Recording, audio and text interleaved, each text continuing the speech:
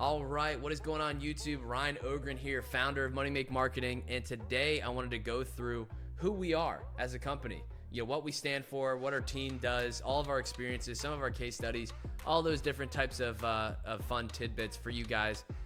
This is a brand new YouTube channel, and so I want to make sure that you guys know who exactly you're listening to so you can determine if it's worth your time or not. So without further ado, let's get into it. So I guess a good place to start is our background. So I'm Ryan Ogren. I'm the founder of MoneyMake Marketing, and I'm actually a former pro baseball player. I played for the Seattle Mariners organization. I also played with the Baltimore Orioles organization for about 4.5 years. I'm on the voluntary retired list. I tell people that I couldn't hit a curveball anymore, so I got out. But I'll make another video maybe on my career. But you can look me up. You can look up my stats. Maybe I'll put my stats below so you guys can check those out. Really, I got out and I was trying to figure out what to do next, and I actually turned into a private equity investor. So I actually went through and acquired, and I've done several deals now, but did 3 deals in the marketing agency space. One was a full service agency. Another one was also a full service agency, but more so like B2B cold outreach. And then another one was website and SEO, website design, SEO, Google Ads agency. So got a broad spectrum of marketing skills in that portfolio. And I was always a minority stake in those companies. So I was a minority stake investor. That's really what I did because I could be a little bit more passive. I didn't have to operate the businesses on the day to day. But what I quickly realized is I hate not having control over the whole company, but also just fulfillment. In each of those companies, I saw a tremendous amount of client churn. And client churn meaning, we would onboard new clients, and then they wouldn't get the result that they really wanted, and then they would offboard. And we would just see that over and over again. And I just thought that was so bad. I hated it.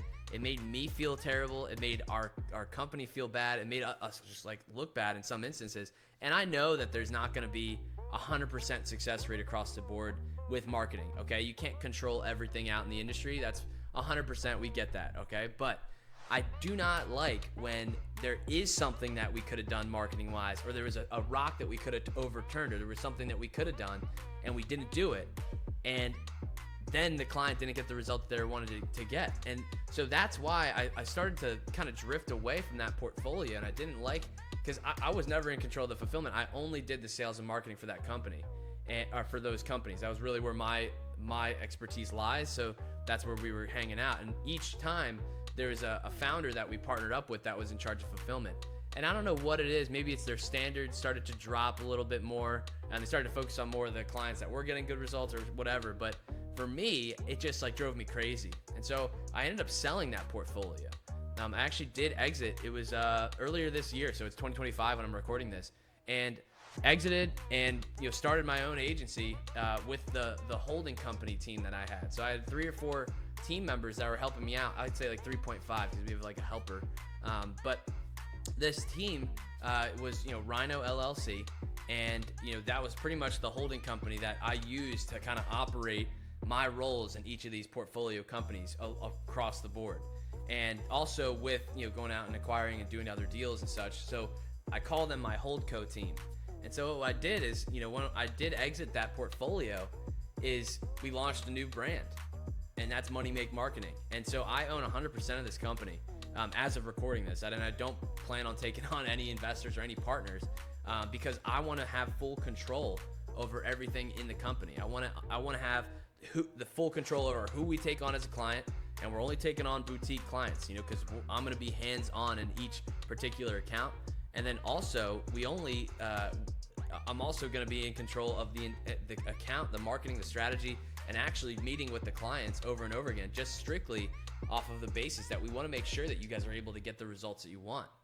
So this whole company, the only thing that we really care about is making our clients more money than they're paying us. We know if we're able to do that, then we will have a long-term partnership for a really long time. And we'd rather go deep with each client and make a lot more money, and have them pay us a lot more money, and we make them a lot more money, just kind of climb up that way, than going out and getting a ton of clients, like that. So I think the model is fundamentally different with old marketing agencies and how old marketers do it versus how we do it. And so just based off of like that alone, that kind of gives you a feel for who we are as a company. So you can see here, and I'll link to all this stuff so you guys can check it out. Here's my LinkedIn. You can check that out. I'll put a link below. And then here is my Holdco website. You can see here, I buy small and medium-sized businesses. Not really doing too many deals right now. We're actually in the power infrastructure space now. We have one deal that we've been working on for a couple of years. So that just trying to make that thing happen, and then but really just growing our clients' business is really what we're focusing on. So I'll put the link for this Holdco website down in the description. And then this is MoneyMake Marketing. So this is our website. I'll put this down below so you guys can actually check this out as well. But this is our website. I love this website. It really makes me happy. Just we love money, and we love making our clients money. That's it. So there's no fluff here. And then we got obviously my YouTube channel. It's a relatively new YouTube channel. Once again, I see a lot of people making money off of YouTube, so we're exploring it right now for a lot of our clients. We don't go off a subscriber count. We really just use YouTube content to aid the sales process, and I'll explain more on that in probably another video if I haven't already. So we'll put all these links below. But without further ado, let's get into some case studies and why you should listen to us. So I can talk about driving millions in revenue for all of our clients. And I could do a bunch of different things, but I want to explain the case studies that I have been the most hands-on with. And these case studies, these are case studies where I've driven the revenue with my marketing and sales process. Okay, and this is and just content in general. And so the very first company that I was able to actually get results for, B2B services-based company, high ticket. There was recurring revenue involved, which was awesome. And I just used cold email and cold LinkedIn. And in 7 months, 7 months, and I was in charge of the sales process as well, but not the actual selling. And then I was in charge of all the follow-ups and the drip sequences. And so in this company, we were selling, it was a $2,500 a month retainer and $5,000 a month retainer. We offered a $10,000 a month retainer, but we didn't actually sell any of those. But just with $2,500 and $5K a month retainers, we were able to close $110,000 in monthly recurring revenue within 7 months. So, and the LTV, the average LTV for each of those clients is around like 6 to 7 months. So we made them a tremendous amount of money with just cold email and cold LinkedIn, and a couple pieces of content mixed in. And I know that was crazy for me because that was like my first big case study, and we did that about 4 or 5 years ago now. So, maybe 3 or 4 years ago now. And so what that kind of taught me was that the sales process has changed, because cold outreach, right? They're complete strangers that you have no idea who they are, and they have no idea who you are, right? And you could research them, you could do a bunch of stuff, but still there's not any level of trust. There's not any level of commitment built in yet. And you have to build in all of that with your marketing. And that's the cool part, right? And I quickly realized that the best way to do that is with like spoon-fed content. Like if I send you a video versus me trying to get you on a call, the video is much easier for you to consume, but it still allows me to almost accomplish the same thing. So once I started kind of breaking through into that category, into that world, that's really when we started to have a little bit more success. And then I kind of drifted away from it with our follow-ups. I would just do like, hey, do you want to get on a phone call for our follow-ups and our drip sequences? And then I started to realize, wait a second, let's just layer in more of these videos, see what happens. And then what happened was, the more personalized I made the video, and then the better the video and the more drip sequences I made in the different videos on different topics to them, and I just sent it to them in the sales process, the more people we got on calls. And when they got on sales calls, they're warmed up. They were ready to buy, not necessarily ready to buy, but they were like a little bit more perceptive to what we had to say and a little bit more trustworthy to what we had to say. And I think what happens, it's the maybe it's the proximity bias, or it's the consistency bias, or whatever it's called. I'm not sure what it is, but if people see you more often, then you actually start to stay top of mind, and they naturally trust you more. It's like if I play you a song and then you hear that song 10 more times, now you start to like that song. So we want to do the same thing with our marketing. We want to be everywhere, okay? So that's that's really what happened. And this was my very first case study as the marketer, coming out of baseball, and that was a huge win for me and our clients. And this is we had a bunch of clients in between where we were driving 20K, 30K, an additional 40K a month for. I'm talking about the big ones because they're the sexy ones, right? And I'll go through like upside, downside expectations on this channel so you guys really have a clear picture of what it's like to work with us.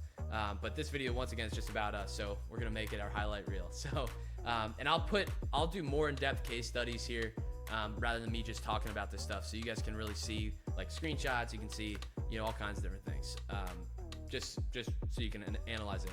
I'm not sure if we can disclose company names on this YouTube channel, but if you contact us, we'll be happy to, as long as we don't violate any NDAs or anything like that. So that's the first one. So the second case study, and probably one of our best and my favorite, was a 15K high ticket offer. So it's $15,000, and we actually were in charge of part of the marketing and the sales process on this particular account. And when I say part of the marketing, because they had a big organic presence already, and we didn't touch the organic side, but on the paid media side, the email marketing side, the actual sales process, like within the CRM, we call it the sales process, but marketing within the sales process, the automations, the marketing automations, and then even the sales process alone, we were able to close within 5 months for this company, B2B company, high ticket, $15,000 purchase price.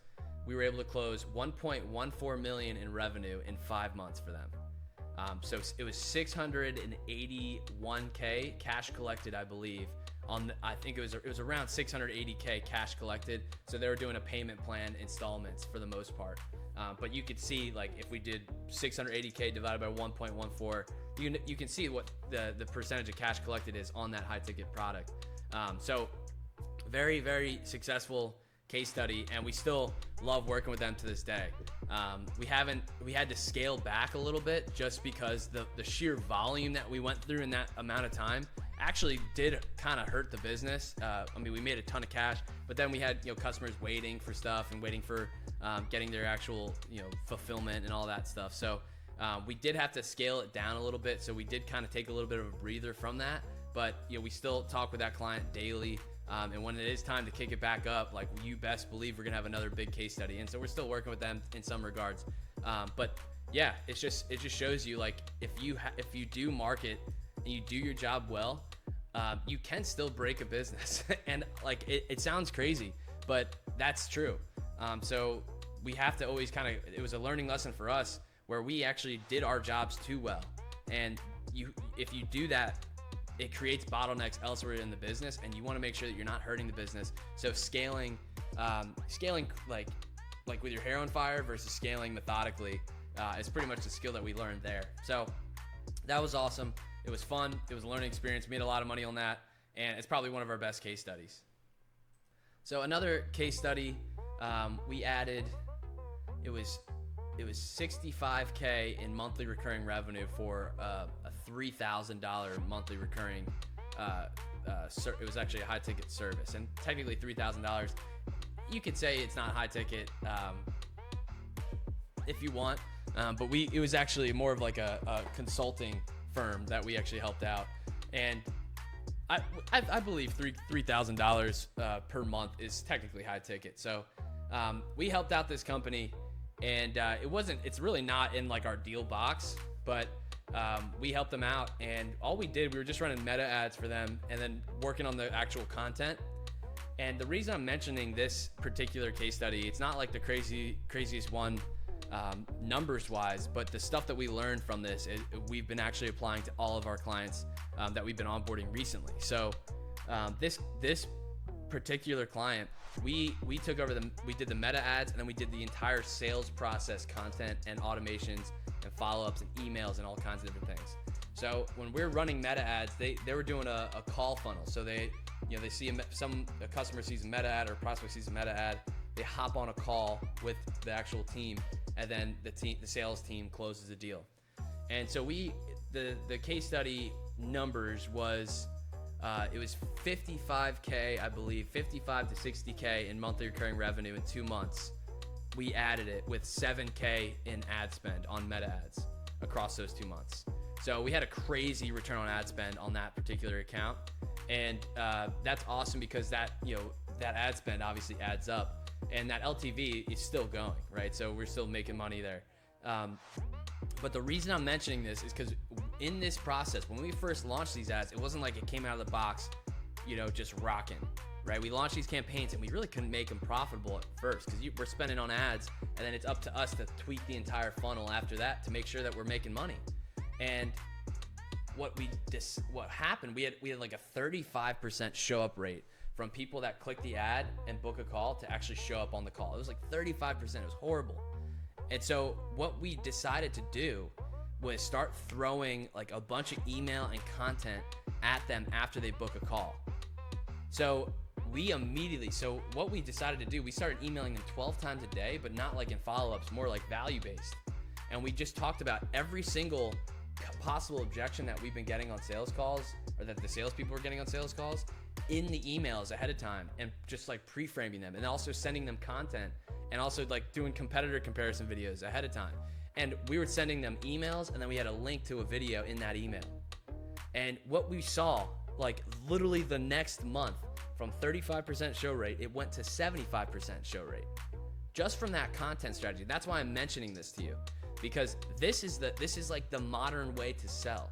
We sell through the actual content, and we can create content based around how we're selling. And so if we get this content to people ahead of time, they're able to actually like make a little bit of a decision and start doing some research in their mind if getting on a call with you is worth it to them. And so that's a very valuable piece of this puzzle. So now when they had a 75% show rate, what did that do to their actual return on ad spend? Close rate stayed the same, but now the throughput for the same ad spend, we had double the amount of people showing up. It was actually, I think like fractionally or ratio wise, it was more than that. And so by just expanding that metric, we completely changed that entire funnel, that entire profitability, that entire like funnel model makes a ton of sense now than it did ever before. So that's a very interesting thing, and that's why I'm mentioning this as a case study. But this was really one of the second times that we added content into the mix, and it really changed the game. Okay, so strategic content on YouTube that you post, it does not for subscribers. It's really just to use in your sales process. And what this does is it allows you to sell people that otherwise are never going to have an opportunity to be sold by you, because we're creating opportunities in the way that they want them to be created. Okay, so that's a very valuable point, and that's why I mentioned that one.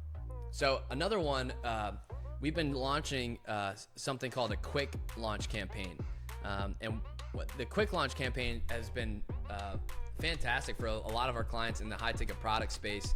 I have a lot of clients in the medical device space right now, and we really get a lot of great results there. And this one client, is a therapeutic equipment company, and we launched them on cold email, LinkedIn, and we actually did X a little bit. We haven't been going too hard on X just because LinkedIn and cold email have been phenomenal for them.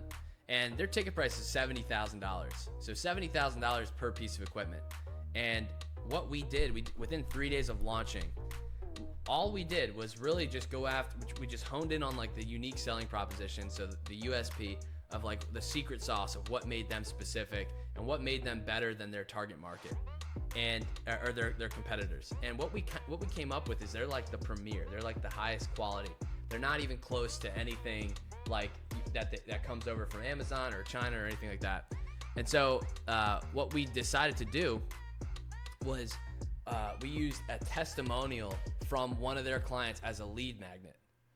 And so then all we did is the person that was in the testimonial was a massage therapist. So what we did is we just built a big list of massage therapists on LinkedIn, and then we did a big list of massage therapists with cold email, and we just sent this. We said, hey, we have this testimonial, like, can we send it to you? It's gonna change your life.